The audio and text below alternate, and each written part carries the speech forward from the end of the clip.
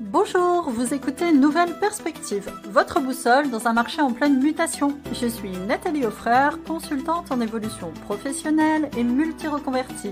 Saviez-vous que 60% des actifs veulent changer de métier dans les 5 prochaines années? Peut-être êtes-vous concerné. Pas de panique, il y a des solutions.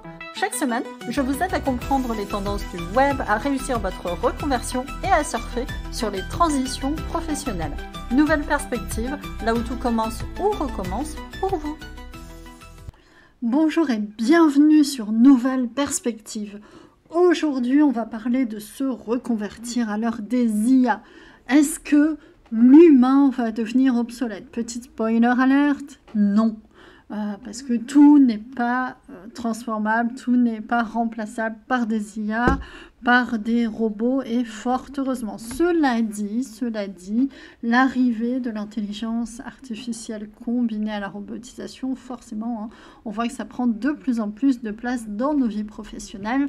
Donc je ne recommande pas d'en faire abstraction, je recommande plutôt de le prendre en considération comme une réalité aujourd'hui du monde du travail. Je vous souhaite donc la bienvenue dans Nouvelle Perspective, émission qui est diffusée tous les lundis à 11h et tous les dimanches à 12h30. Je vous souhaite donc la bienvenue. Prenez ce temps pour vous.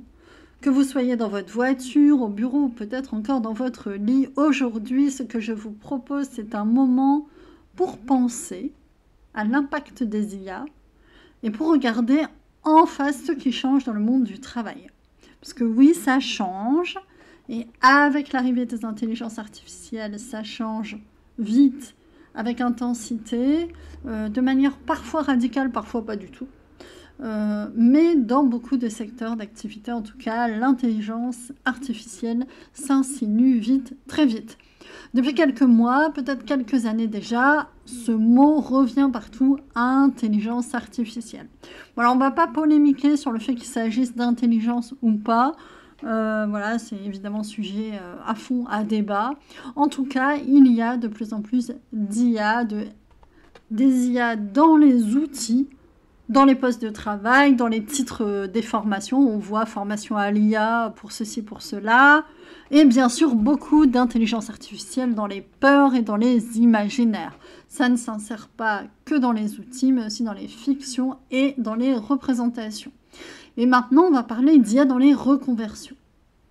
Alors moi, je le vois tous les jours. Beaucoup de celles et de ceux que j'accompagne me disent avec une pointe d'inquiétude dans la voix, est-ce que le métier X ou Y va disparaître, remplacé par une IA? Ou alors, à l'inverse, est-ce que je dois me former à l'IA maintenant? Et si j'arrive pas à suivre, est-ce que je suis foutue?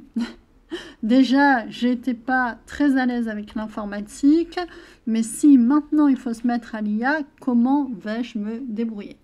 Alors, pas de panique, des solutions, il y en a plein. Est-ce qu'il faut se former à l'IA? Moi, j'aurais tendance à dire un minimum pour pas être complètement largué.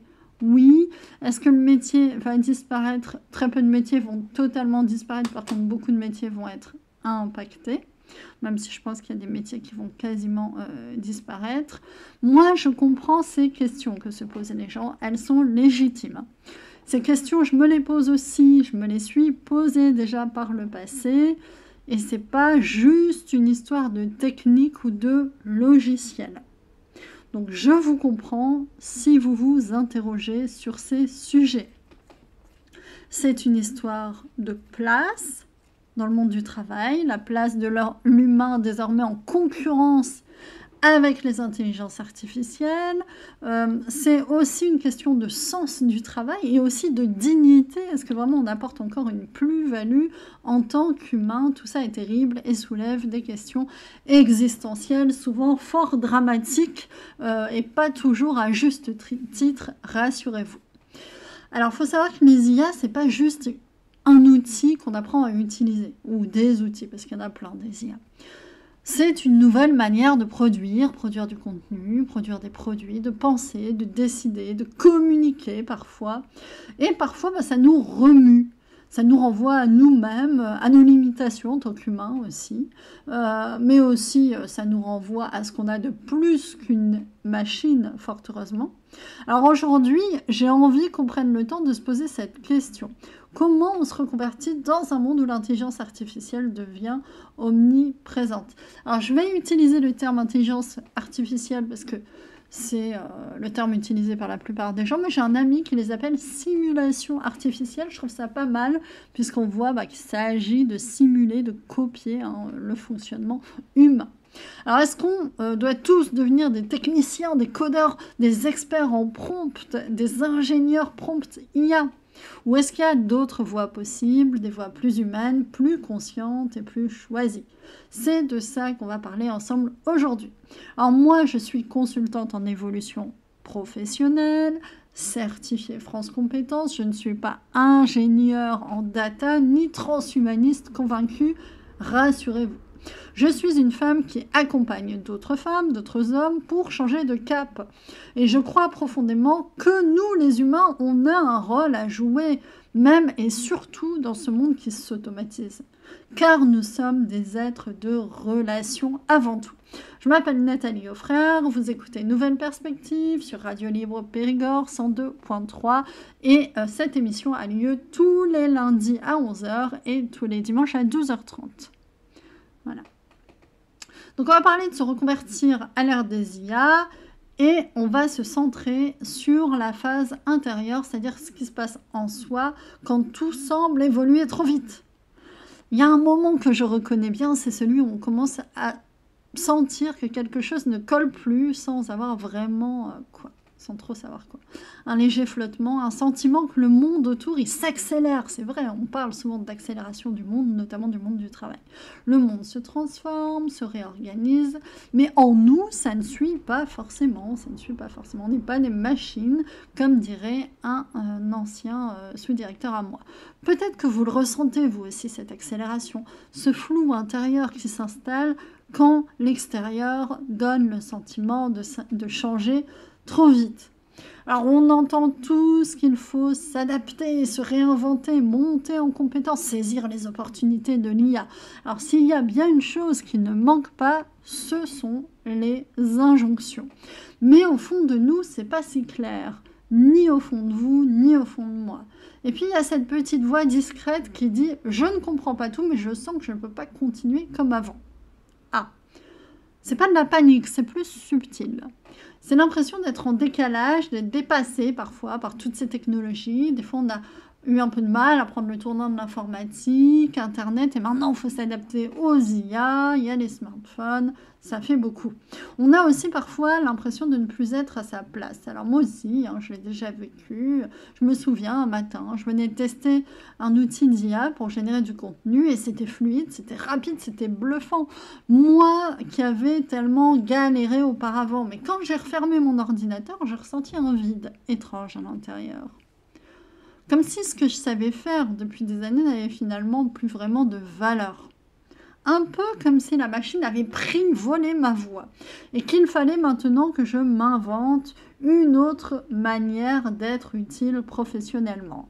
Ah, problème. Ce genre de sentiment, on n'en parle pas souvent, mais c'est très présent dans les reconversions d'aujourd'hui. Il y a le désir de changer, mais aussi la peur de devenir inutile. Je parlais tout à l'heure de l'idée de l'obsolescence des humains. Est-ce qu'on va devenir obsolète? C'est une peur qui est compréhensible. La peur de ne plus être suffisant. Et c'est là, dans cet espace de flou, que commence un vrai travail intérieur. Pas le travail des CV, des transformations, mais plutôt celui du sens, de la valeur du travail, de l'identité en tant qu'humain. Alors je suis qui moi si une machine peut faire ce que je faisais avant? Qu'est-ce qui fait que je suis encore nécessaire dans cette histoire? Quelle part de moi reste irremplaçable? Je vous pose ces questions, je n'attends pas de réponse immédiate, rassurez-vous. Mais disons que c'est des questions qui infusent, des questions qui parfois font mal. Oui, ça peut être blessant, mais qui ouvre aussi un peu l'esprit. Parce que se reconvertir, c'est pas juste apprendre un nouveau métier, c'est apprendre à se regarder soi-même autrement, avec plus de vérité, de sincérité, plus d'amour aussi.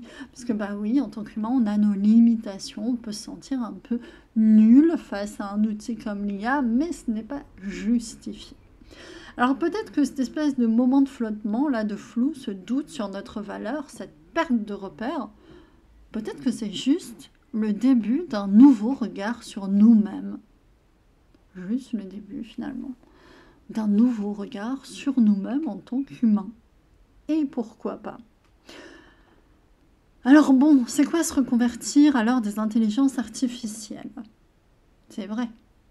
Nous, on veut vivre le désir d'une direction malgré le flou. On veut aller quelque part, on a besoin de sens. Et il y a un moment où chaque parcours de transition, les choses commencent à se formuler. C'est pas encore une décision, c'est pas encore un plan de carrière ni une idée claire, mais c'est là. Un élan, un frémissement, une direction intérieure. Et parfois, cet élan naît au milieu du chaos. Je me souviens d'une femme que j'ai accompagnée, Florence. Pendant 20 ans, Florence a travaillé dans l'administratif. Elle était rigoureuse, compétente, discrète, et puis un jour, son entreprise a intégré un système d'automatisation. Ah, plus de saisie manuelle, plus de relance par email. L'IA qui lit les documents et qui envoie les emails. Ah, l'IA qui fait tout. Et Florence, sans bruit, elle a commencé à se sentir transparente. Elle s'est demandé ce qu'elle faisait là.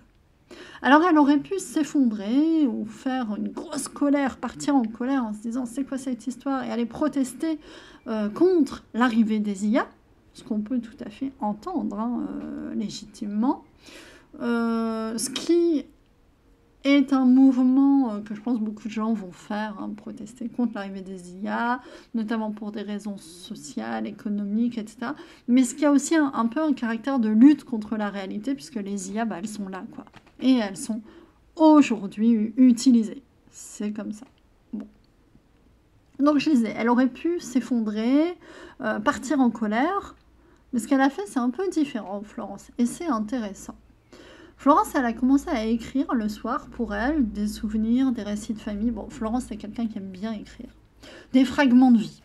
Et puis un jour, elle m'a dit ce que l'intelligence artificielle ne remplacera jamais, c'est mon regard, ma mémoire, ma manière de raconter les choses. Et ça, c'était intéressant parce que c'était son point d'ancrage. C'est pas un métier, mais c'est une direction vers quelque chose d'humain. Un désir de transmettre, d'écrire, de laisser une trace, de relire ces traces, un désir de sens, d'accompagnement peut-être. Et peut-être que vous sentez, vous aussi, pointer quelque chose. Un intérêt qui grandit, un sujet qui vous appelle, une activité qui vous apaise. Alors c'est peut-être pas encore rentable, c'est peut-être pas encore à la mode, comme l'IA est à la mode, mais c'est là. Et ce serait dommage de balayer ce que nous avons comme plus-value, nous, en tant qu'humains, au nom de l'efficacité, au nom de la froide efficacité. Est-ce qu'au lieu d'écouter ma voix, vous préféreriez écouter une IA? Je suis pas sûre. Peut-être elle dirait mieux les choses. Peut-être. C'est envisageable. Mais est-ce que pour autant, vous préféreriez écouter une IA? Alors on est dans un monde qui valorise la performance, la vitesse, la mise à jour permanente. Ok. Mais se reconvertir, c'est pas forcément suivre ce que le marché attend aveuglément. C'est aussi écouter ce qui en soi résiste au formatage. Ok. On est des humains. On n'est pas des machines.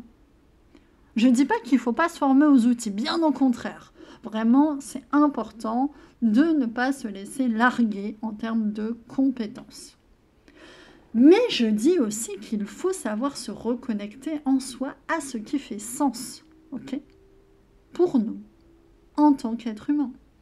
Parce que les IA ou simulations artificielles, comme le dit mon ami Laurent Martinez, l'IA peut faire beaucoup de choses, mais elle ne ressent rien. Elle n'a pas de sentiment, d'émotion.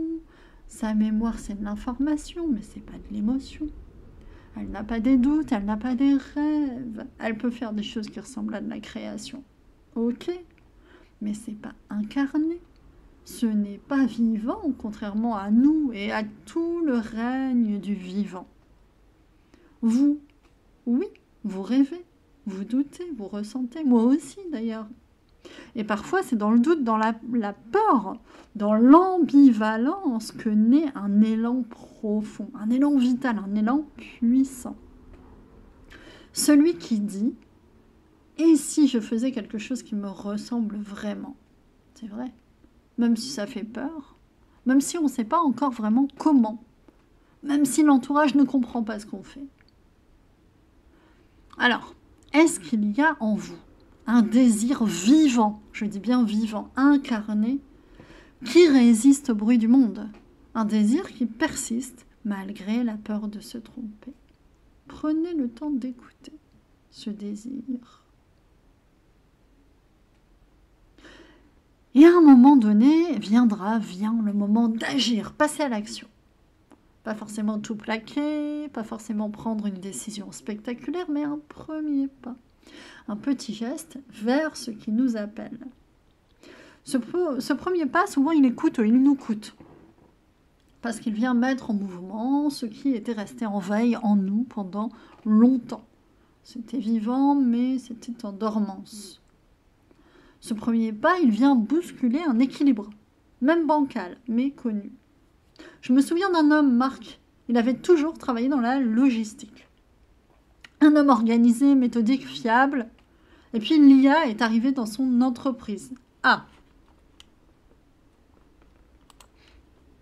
Optimisation des trajets, prédiction des flux, gestion automatisée.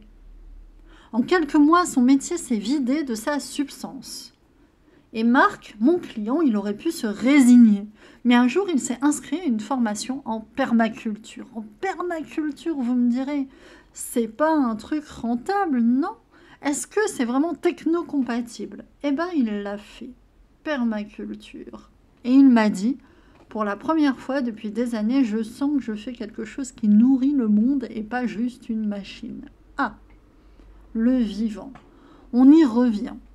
S'engager, c'est pas obéir à une tendance, c'est choisir une manière de vivre. C'est décider, malgré la peur, de croire encore à sa propre voie. Bien sûr qu'il y a des résistances. L'entourage qui vous regarde avec des grands yeux comme ça. Le banquier qui fronce les sourcils. Les anciens collègues qui disent « Tu vas vraiment faire ça maintenant ?» Et puis il y a les voix en nous. Celles qui disent « T'es pas assez doué ». C'est vrai que par rapport à une IA, on a vite des complexes. Tu n'es pas légitime, tu vas te planter.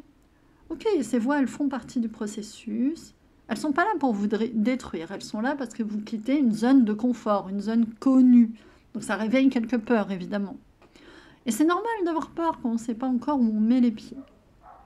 Mais il y a autre chose aussi. Une dynamique de courage, un frémissement d'audace. Une énergie qui dit « J'ai plus envie de subir ». Peut-être de subir un métier de robot. Peut-être de subir un métier de machine. Et on n'est pas des robots, on n'est pas des machines. On a peut-être des fois envie d'autre chose.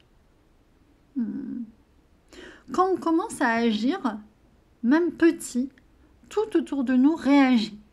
Certains liens s'étiolent, d'autres se renforcent. Certaines opportunités surgissent, parfois un email inattendu. Une rencontre qui fait tilt, un encouragement venu d'un endroit improbable. C'est comme si le monde tout entier testait votre décision. Comme s'il vous demandait « Est-ce que tu veux vraiment ça ? Est-ce que tu es prêt à emporter la réalité ?» Et à chaque fois que vous dites oui, même à mi-voix, quelque chose en vous se réorganise, se réagence en vous et autour de vous. Alors quel serait votre tout premier pas ? Pas celui qui vous impressionne, pas celui qui impressionne les autres non plus.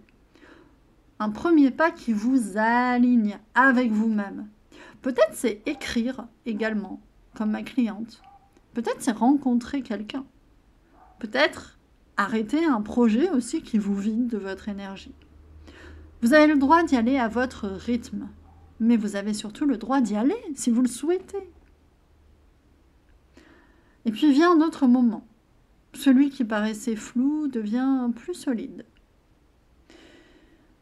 Ce qui était juste une intuition commence à s'incarner dans le réel, car oui, nous, les êtres vivants, les êtres humains, nous avons des intuitions, ce que les machines n'ont pas. Je ne dis pas que tout est limpide, ni que le chemin est absolument sans aucun doute, mais on sent que quelque chose s'est aligné en soi. On ne recherche plus frénétiquement une voie, on avance. Souvent, ce passage-là, il est discret. C'est pas une grande victoire, c'est pas une annonce en fanfare sur les réseaux sociaux, que sais-je. C'est un matin où vous vous réveillez avec un peu plus de calme en vous. Un appel passé avec plus d'assurance. Une sensation que cette fois, vous n'êtes plus à côté de votre vie. Je le vois chez celles et ceux que j'accompagne. Il y a un changement subtil dans la voix et dans la posture. Un rapport nouveau au temps. Un rapport plus doux à l'avenir. Et pourtant, le monde autour n'a pas changé. L'IA est là, elle est toujours là.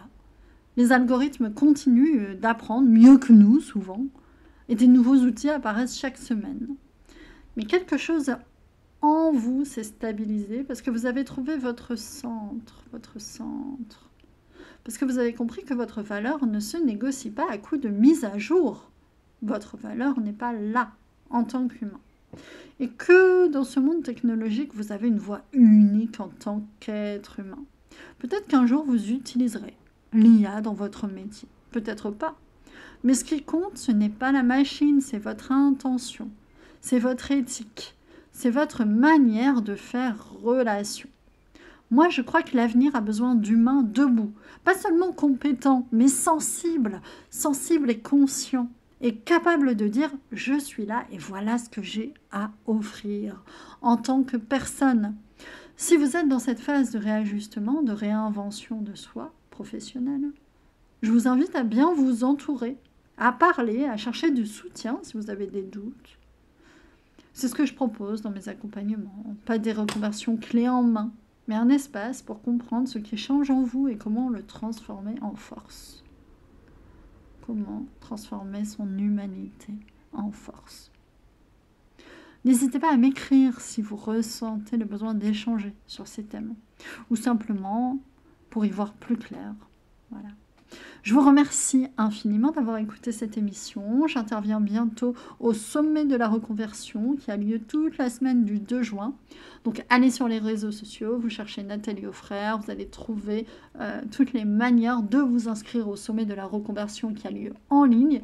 C'est gratuit, c'est offert, c'est cadeau. Prenez bien soin de vous, prenez soin de ce que vous devenez également et souvenez-vous, même à l'ère des intelligences artificielles, c'est votre présence humaine, votre qualité humaine, votre conscience, votre éthique qui fait toute la différence. Je vous dis à très bientôt sur Nouvelle Perspective. C'était Nathalie Auffrère. Merci pour votre écoute.